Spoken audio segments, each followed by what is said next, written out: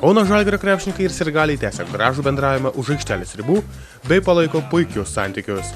Kaune restorane McDonald's visi prijaučiantys žaliai spalvai rinkosi pirmąjį istorijoje protų mūšį tarp Kauno Žalgirio krepšinio komandos žaidėjų ir jų gerbėjų. Tai taip pat buvo puikia proga atšvęsti pirmąją pergalę Eurolygoje. Iš karto po treniruotės krepšininkai ir treneriai atvyko į restoraną, kur jų jau laukia ištikimiausi fanai. Žalgiriečiai skaniai pasistiprinę, susikovusius ir galių komandą žaidime, proto mūšis, kuriame laukia parašti klausimai ir faktai apie krepšinio istoriją. Krepšininkų komandos kapitonu buvo išrinktas Mindaugas Kuzminskas, kuris teigia, jog istorija yra jo stiprioji pusė. Bet tematika tai vis tiek apie krepšinį, ar ne? Sakyk, apie šitą žaidimą šiek tiek nusimanai? Na, šiek tiek jo per. Šiek tiek, suprantu, krepšinio kamuolį tenka laiks po laiko palaikyti rankose, taip? Kasdien. O, tai čia tada labai gerai. Klausyk, o kaip su istorija krepšinio? Labai gerai.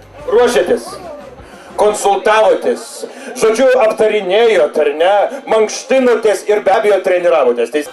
Žaidime netruko nei geros nuotaikos, nei teisingų atsakymų. Kiek geriau mūšyje sekėsi sirgalių ekipai, kurie buvo labiau susikaupę ir vieną po kito žėrė teisingus atsakymus. Žalgiriečiai taip pat nesnaudė ir parodė, jog jie ne tik puikiai valdo kamuolį, bet ir žino bei domisi krepšinio istoriją. Žaidime pergalę po atkaklios kovos išplėšė sirgalių komanda ir laimėjo metinį McDonald's restorano abonementą. Dovanų sirgaliai sulaukė ir statydami stiklinį pilį, bei verdami ilgiausią šiaudelių bokštą. Jiems padėjo ir Žalgirio krepšininkai į žaidimą įsijungė itin azartiškai. Komandos kapitonas Paulius Jankūnas dėl pralaimėjimo kaltino komandos draugus, tačiau džiaugiasi gražia švente ir puikia atmosfera. Blogai, mūsų atstovavo Mantas Kalnietis ir Tomas, o Mindaugas Kuzminskas tai dėl to ir pralašė. Klausimai yra sunkus ir išmušė juos iš vėžių tiesiog. Kaip sakant, juos delegavom, bet jie nuvylė, kitą kartą skirsim kažką kitą. Visą laiką prisirenka daug vaikų, kaip sakant, jiem daugiau šventė. Smagu, kad jie turi gerą pusdienį, kaip sakant. Pavalgo McDonald'e, pasilinksmina. Kaip jum irgi gal kažkoks atsipalaidavimas tarp treniruočių? Be abejo, susitikimas su fanais, su gerbėjais, visą laiką smagu. Mindaugo Kuzminsko nuotaikos pralaimėjimas nesugadino ir būtų šypsena, kaip visada puošia krepšininko veidą.